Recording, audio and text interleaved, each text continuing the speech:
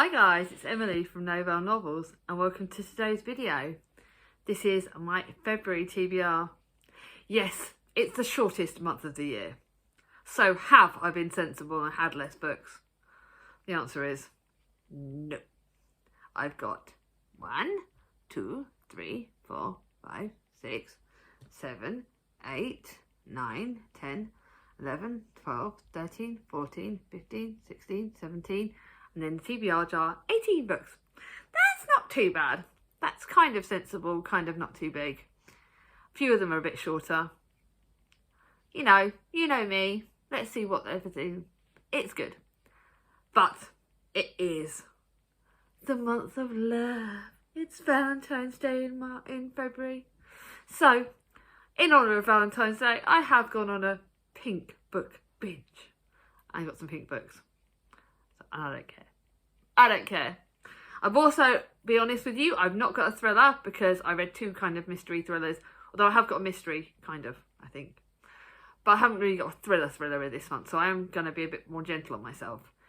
Also in February, it's the month that's half term. So I have a week non-stop of my children. Woo! Not. But I do get lanes. So I'm thinking on that route. But obviously you'll hear more about February as it's going along. But as always in the TBR jars, I do sneakily peek you on some videos that are coming up in February. So I have Try a Chapter on the oldest books on my TBR. That is inspired by the fact that you kind of won the doodah on how to get rid of the oldest books on my TBR. I am going to be doing a video on the top 5 romances in books. You'll have to wait and see what comes out on that. You will be finding out my spring books for 2024. And then other than that, it's just the kind of standards. But those are the 3 kind of extras. I'm only going to be obviously having like 2 videos a week. So unless you guys want anything extra that I can add in as an extra, that's that. But then I've got to start planning my March videos because March is my birthday month. And that will be exciting. I don't know yet what I'm doing for that. That'll be happening then. But I'm rambling. Let's go for the TBR jar first. The TBR jar smashed it out of the park this month in January. I loved what it gave me. Yes, it broke me into a million pieces because I think, if I'm not mistaken, but I think it gave me My Dark Vanessa. No, it gave me the other one, didn't it? It gave me the other. Oh yeah, it gave me the other one. It gave me How to Kill Your Family, and I really enjoyed that. So let's hope that 2024's book for the TBR jar is good. I'm slightly scared. I hope it gives me something nice. I like to look. You can see what I'm doing. You can see what I'm doing. Oh, that one came out of my finger. Okay, so this one. I don't know what it is. Dum, dum, dum. Okay. It's given me 1984 by George Orwell. I will be honest with you. That is a book that technically I should have got in January because I did pick it in January and change my mind. But I cannot put it off any longer. I've got 1984 by George Orwell. It is one of the oldest books on my TBR as well, so that does kind of count. If you ignore the appendixes, it's only 300 and something odd pages. Not really suitable for a Valentine's month, is it?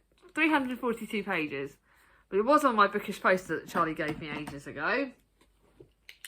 I can't believe I just got 1984. Okie dokie, not really a Valentine's really book, but I'm not going to be cheating. It's what I got. I'm going to have to put up with it. It was probably, I'll be honest, it is probably the only book that is actually in my TBR jar that I was like not like woohoo about. It's probably the only one that I was a bit nervous about. And yeah, I've got it in February. Okay. That TBR jar hates me. Obviously, everyone knows about the 1984. It's hidden away in the record department of the sprawling Ministry of Truth. Winston Smith skillfully rewrites the past to suit the needs of the party. He inwardly rebels against the totalitarianism that he lives in the world he lives in, which demands absolute obedience and controls him through the all-seeing telescreen and the watchful eye of the Big Brother, symbolic head of the party. In his longing for the truth and liberty, Smith begins a secret love affair with a fellow worker, Julia, but soon discovers the true price of freedom is betrayal. What makes me think that this is very apt, and that I'm obviously reading it this year, is the fact that in 1984 is exactly 40 years ago, My sister Vicky, hits the big 4-0 this year, and actually in February, which is kind of ironic. Chris hits it September.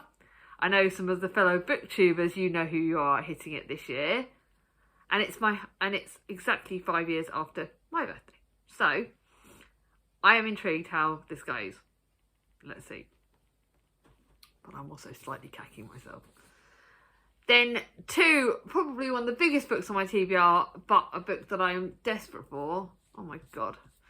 And that is Lucinda Riley's Atlas, The Story of Parcel. I am buddy reading this with the lovely Guy from Guy of Dina, who was previously on here. It is written, oh my God, it's like Atlas Story, it's by Lucinda Riley and her son, Harry Whittaker, because obviously Lucinda Riley died, I think, during writing this, or she wrote the notes for this, and her son carried on the story. It's basically Parcel's story, so you need to understand that the way the missing sister left, you needed to carry on and find out Parcel's story. You've got the two timelines. First of all, night set in 1928 in Paris, and that's where Parcel, I believe, starts off. A boy is found moments from death and taken in by a kindly family. Gentle, precocious, talented, he flourishes in the new home, and his family show him a life he hadn't dreamed was possible. And something to do with Paris, and then we've got, obviously, the set in the present time is in 2008, in the Algean. The seven sisters are gathered round for the first time on board the Titanic to say the final goodbye to their enigmatic father they loved so dearly. But to the surprise of everyone, it's the missing sister who Parcel was chosen to entrust with the clues to their past. My mum has read it and said it is absolutely incredible, and it literally wraps everything up. It is 674 pages, but I'm going to be starting this on the start of February. I probably won't just be reading 50. I think I'm going to go for like 60, 70 pages a day with Gaia, because this is a book that apparently you can just eat alive. But it's flipping heavy, so my cushion's going to be helpful for reading this, and I'll be taking care. But apparently it's absolutely incredible, so that's the first buddy read. My second buddy read is, it's with Cat from Brews and Reviews. It's The Kiss Curse. It is actually a series book as well, because I believe the third in the series is coming out at some point this year. And I read the XX in October with Cat, and this is like a romance, but a spooky romance, I believe. So this is about Gwyn Jones, who's perfectly happy with her life in Gravesglen. She's formed a powerful new coven with her family. She's running a successful witchcraft shop, and she's mentoring some of the younger witches. Oh, so this is the aunt of the book from the last book. But there's only one problem. Llewellyn Wells Penhallow. Wells has come from Glen's grave for two reasons: to re-establish his family's connection with the town, and to make a new life for himself, away from his father.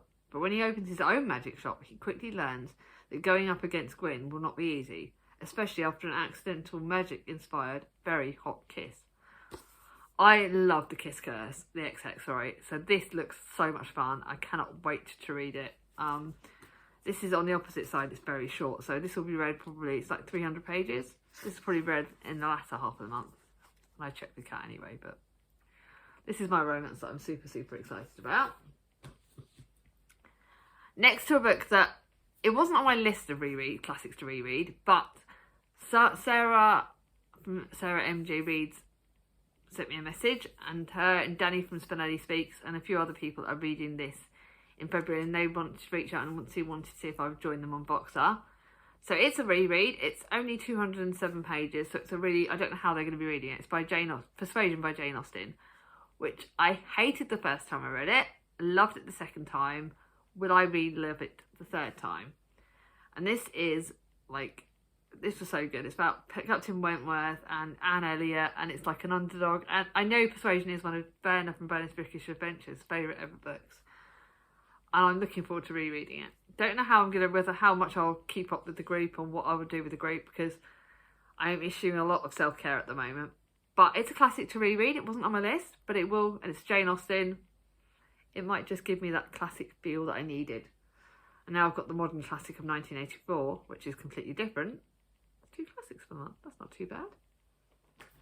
Now, I am loving my booktuber planner because, I wasn't going to show you. And I know technically, I still don't know if anyone wants me to do it.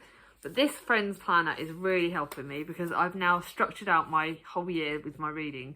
So I'm going to be reading one of my bigger books, like alternating to my bigger books, doing my classics rereads. I've got everything planned in here. My series books, my seasonal books, everything is literally in this book, and it has saved me because I'm organised for the year. Now for the FOMO Book Club book, which they're reading over January and February, but I wanted to read it over February, and it is also a reread for me, which I know I'm not doing a massive thing on rereads this year, but it is a reread. And this is Tipping the Velvet by Sarah Waters. I loved it the first time I read it. Now, Sarah Waters and me are having a very hit and miss love affair at the moment. Some of her books I've loved. The one I read in January I didn't love as much. This one was one of my best books of the year a few years ago. So the chance of reading this with the FOMO Book Club, I thought, sod it, let's go for it. This is also a stunning, stunning edition. And it's from the oyster huts of Whitstable to the music halls of Victorian London. Tipping the Velvet is the glorious first novel from Sarah Waters. It's her first novel. And it is brilliant. I absolutely loved it. I will link the FOMO Book Club's hosts in this, but it's Alice, Jem and Jack, 3 of my BookTube besties. I can't wait to reread this. It's a chunky one, it's Victorian-y, LGBTQI romance, it's fun, it's gorgeous, I loved it, I cannot wait to reread it. It's also one of my, books. And I realise I'm filming and it's gone very dark out there. So, one of the seasonal books, I was supposed to read 3 seasonal books in February, like I have been doing, but one of them had to get jumped up to January because of the parcel book being read, and with buddy reads it kind of had to get changed around. But this is one of my last seasonal books, and this is The Gift by Liz Hyder. Katie from Books and Things really loves this author, and she says it's like historical fiction in the time zones that we really love. It's witchy, it's dark, it's very, very dark and gothic. So this might be sort of hopefully more at the start of the month, I think. This is set in October 1840. A young woman staggers alone through a forest in Shropshire as a huge pair of impossible wings rip themselves from her shoulder. Meanwhile, the rumours of a fallen angel cause a frenzy across London. A surgeon desperate for fame and fortune finds himself at the grip of a dangerous obsession, and one that will place the woman he seeks in terrible, terrible danger. Gothic here, dark, witchy, like witchy with dark, Victorian times. Roll on, just the kind of thing I like. Then to one of the biggest books on my TBR, which you would have seen the biggest book, but I thought February, big book, but let's be gentle on myself. Grownups by Marion Keyes. This is also one of the oldest books on my TBR, so that counts as that. I speak a lot about this in my biggest books for the TBR, so I need to kind of link that video so I don't talk about this too much for like the third or whatever time. And we've also talked about it on other videos. But this is Johnny Casey, and this is the Caseys. It's family romance, it's family book, family saga, set in Ireland, Marion Keyes. I liked The Breakup by Marion Keyes, and this is the other big one that I had. So if I like this, I can start getting her books again. And this is family sagas. Apparently I've literally said, everyone who's read this has said it's really easy to read, it's quick to read. It's 630 odd pages. So that and Parcel, I've literally screwed myself up big and proper for the big books, but it's romance, should be fine. Family saga should be all right. Now to the last seasonal book, and this was a book that Charlie from Charlie Book Reads gave me, and it's stunning. It's one of the most stunning books on my shelves. It's The Maid by Nina Prose. It is, no, this is actually, oh, sorry, I forgot. This is actually a thriller mystery, so it does count. In there, get in there, I did it. You do not see her, but she sees you. Charlie gave me this book, and it's got like a postcard she gave me. Why the hell did she give it to me? She's so bloody lovely. Look at the end page. Why do I get so excited about pretty books? My mum read this and loved this. I know it's had mixed reviews, but my mum read it and loved it. Molly the maid is all alone in the world, a nobody. She's used to being invisible in her job in the Regency Grand Hotel, plumping pillows and wiping away the grime, dust and secrets of the guests passing through. She's just a maid. Will anyone take notice? But Molly is thrown into the spotlight when she discovers an infamous guest, Mr. Black, very dead in his bed. This isn't a mess that can be easily cleaned up. And as Molly becomes embroiled for the hunt for the truth, following clues in the hallways, she discovers a power she never knew was there. Can't flipping wait. This does look really good. And it's absolutely stunning, so roll on. Now to the books that I might, what's called? No, I've got books. Okay, I've got my series books. I'm not doing this in order. I've got a series book. I've just realised, no, I will do the series books first. That one and that one. I'll do it in order. So my series books for the month start off with Before Your Memory Fades by Toshika Kawaguchi. This is the third in the Before the Coffee Gets Cold series. I've spoken about this in my series videos as well. I'm going to have a lot of videos to link, aren't I? Oh joy. But it saves me talking about something too many times. This is a third novel, and when this is about the fact that we're going to meet, here we go. So, who do we meet? The daughter who resents her deceased parents believing her orphaned. The comedian who aches for his beloved and their shared dreams. The sister whose grief has become all-consuming. And the man who realises his love for his childhood friend. This will break me into a million pieces. They always do, these books. But I love the series. It's stunning. It's short. I love short books. Thank you. It's a short book. But it's one I'm really looking forward to. How many pieces will it break me into? I don't know. But I know I can't wait. Then to the next series. I do not know when the third of this book, the third of the Amari and the Night Brothers series is out, but I got this for just after my birthday last year, and I've had it, kept it for a while. And this is the second in the Amari and the Great Game, the Night Brothers series. This is Amari and the Great Game. I know my joyous friend Chatty from the Mad Chatters talked about this series, and I don't know if she's read this one, but I need to know when the next one's coming out. And this Amari Peters is back after saving the entire supernatural world from her. In her first full summer as the junior agent in the Bureau of Supernatural Affairs.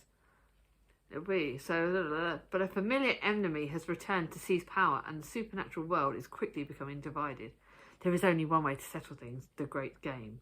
Both mysterious and deadly, this ancient challenge will decide who shall wear the crown and determine the fate of all magical kind. I loved Amari and the Night Brothers. Cannot wait to read this. This is the next in the series. Like I said, I believe there is a third one's coming out, so this will get saved. And, my God, my pile of books is big. The next one, The Wicked Fate by Caitlin Byron. I absolutely love The Poison Heart, and I bought this full price at Waterstones, which was slightly dark because I saw it in a charity shop not long after. How stupid am I? But it's pink on the cut. It's pink. It's got pink on this, but it's got dark and spooky and scary. To save the people she loves the most, she must make her power blossom. I won't say too much about this because it is the second after The Poison Heart, and you really need to read The Poison Heart. So this is connected to that, and it's about basically Briasis. Something happened at the end of The Poison Heart, and Briasis has now got a challenge, and it's spooky and scary and witchy, and Caitlin Byron wrote it. I loved it. I can't wait to read it. Just decided, what the hell. Now it's the next one that's got a bit of pink on the cut. This isn't pink, but it's got the word butterflies. It is Black Butterflies by Priscilla Molly, and it was shortlisted, Priscilla Morris. It was shortlisted for the Women's Prize. Bought it from Waterstones last year, but it's actually one, I know it's not like romancy, but it's also, it is one, obviously with the Women's Prize shortlist being announced, long list being announced for this year in March, I wanted to try and get through last year's Women's Prize long and short list, and Charlie read this and liked it. I have been told it is going to be very hard-hitting, it is going to be very emotional. It's set in Sarajevo in the spring of 1992. Every night, the nationalist gangs erect barricades, splitting the diverse city into ethnic enclaves. Each morning, the residents, whether it's Muslim, Croat or Serb, push makeshift barriers aside. When the violence finally spills over, Zora, an artist and teacher, sends her family to safety in England while she remains. As the city falls under siege, Zora and her friends are forced to rebuild themselves over and over. It is going to break me into a million pieces, but I have been told it's an amazing writing. It's not too long, it's less than 300 pages, so that does kind of help me. But I always think, like, February and March is when sort of spring's approaching and butterflies, and I don't know why, I just wanted to read it, so that's what's getting read. Then to a romance, and I thought this kind of, it looks a bit like Bluey, and I don't know why, but I decided to read it this month. It's a romance and I wanted to read it. It's by Zoe Fallbrig. It's The Night We Met. And I believe this author is liked by Page 2, and Page 2 is one of my favourite authors. So this is my first book by this author. And I'm intrigued to see if I like it, because I know I've got other books by this author in Baz Books, and I want to see if I like this before I buy other books. As the man holds his wife's fragile hand, he recounts a journey like no other. Daniel and Olivia are destined to be together. At least Daniel thinks that. The night he sees Olivia across the sea of people. As he backpacks through Australia, Daniel and Olivia continue to cross paths but never speak, until one night Olivia joins Daniel for a drink and everything changes. Back in London, stuck in a monotonous routine, Daniel finds himself daydreaming with a woman with amber eyes and fiery hair. Armed only with a name, he vows to find her, yet with every passing moment, Daniel's hopes begin to disappear. What if it wasn't meant to be? This does sound really good. Really looking forward to that. Now to a book that's not a romance, but this is a book that was given to me by the lovely Alice from Alice's Giant Bookshelf. It's by one of my favourite authors, Daphne du Maurier. It's The Scapegoat. Now again, I've heard mixed things about this one, because Charlie didn't like it. Berner, I think, was a bit hit and miss. But it's Daphne du Maurier, so I wanted to read it. It's a classic. By chance, two men... It's The Scapegoat, by the way, if I haven't said it. Let's look at this Virago Classic stunning edition. Thank you, Alice. By chance, two men, one English and the other French, meet at a provincial railway station. The resemblance is uncanny, and they spend the evening talking and drinking. It's not until John wakes up the following morning that he realises his French companion has stolen his identity and disappeared. So John steps into the Frenchman's shoes and faces a variety of perplexing roles. As owner of a chateau, director of failing business, head to the fictitious family, and master of nothing. Really looking forward to this. Just what I need. So Virago Modern Classics. It's stunning. It's Daphne du Maurier. I can't wait. I love Daphne du Maurier. So that'll be going on now a bit. Then kind of a series book, but kind of not, and kind of just because I've fancied it. Wartime for the Chocolate Girls. I always get chocolate for Valentine's Day. Not that I necessarily need it. I've still got loads of chocolate left over from Christmas. But it is the next one after another one in the series. I believe I can't remember. And it's set in April in 1941. It's Annie Murray, historical fiction, wartime. You know I'm going to love it. Almost losing her life in the bomb blast by serving as the women's volunteer service has meant Ellen Gilby takes stock of what's really important, her family. With her daughter Sheila back home and Joy still working in the munitions family at the Cadbury's factory and engaged to her former sweetheart, home life feels more settled too. Anne has even come to an uneasy truce with her husband Len, despite the discovery of his infidelity and the fact that he has fathered a child with another woman. What Anne hadn't reckoned with is Marianne, Len's other woman, turning up on her doorstep with a mysterious past. This looks good. I need it. Why not? Then to a book I bought when we had our London trip, and I thought, in honour of the fact that we got our next London trip in March, Lovestru by Laura Jane Williams. God, look how stunning. This is epitome. This one I will be reading on Valentine's Day, I think. I'm going to try and save it for Valentine's because it looks... it's one of my most prettiest books on my shelves. I love Laura Jane Williams, although I've only read her books once, and there's one book that I'm missing. So I'm kind of intrigued. I loved it, but I'm really intrigued. I need to reread her other books I've got on the shelves. But this, I purely bought it purely because it's stunning and it was like waterstones. And this is Becca Calloway is calling it. She's ready for Mr. Right. She's ready now. She even goes as far as to hold a manifestation ceremony for him. When she receives a text from her ex 5 minutes later, she knows it's a sign. The problem is she doesn't know which way it's pointing. Should Becca reply and reignite things with her old flame Mike, or delete it, block it, and move in forward with a new man in her life? Let's see what this one's like. Then to 30 Days in Paris, which is a very pink book. Very Veronica Henry. I love Veronica Henry's books. Paris, romance, pink. Again, got to be Valentine's month. Because Paris is always a good idea. I'd love to go there. Tell Chris, he really bloody listen to me. Years ago, Juliet left a piece of her heart in Paris. And now, separated from her husband and with children flying the nest, it's time to get it back. So she puts on her best red lipstick, books a cosy attic apartment near Notre Dame, and takes the next train to London. So it sounds like a protagonist nearer my age, so a slightly older protagonist. Paris, romance. Arriving at the Gare du Nord, the memories come flooding back. A bustling street cafes, cheap wine in candlelit bars, and a handsome boy with glistening eyes. Cannot flipping wait. Just what I need. Then lastly, a non-fiction book for the month, because I do read non-fiction. Everything I know about dates, friends, whatever, love. And this is by Dolly Alderton. I've heard this is a non-fiction, this is good. I don't know too much about it. It's a battered copy, but I found it for like 20p. A spot-on, wildly funny, and sometimes heartbreaking book about growing up, getting older, and navigating all kinds of love along the way. Trials and tribulations, non-fiction. It is not too long, I think. Hang on a minute, how long is it? Just over 300 pages, but it's non-fiction, about love. Non-fiction, let's see what it's like. Don't know any more than that. I'm looking forward to it. Obviously. So, for starters, what books of these should I prioritise? Which books are you excited about? Are there any in this that you like the look of? Let me know down below. And let me know, obviously, what books you're planning on reading for February. Have you got any romancy kind of books planned? Have you got looking forward to romance?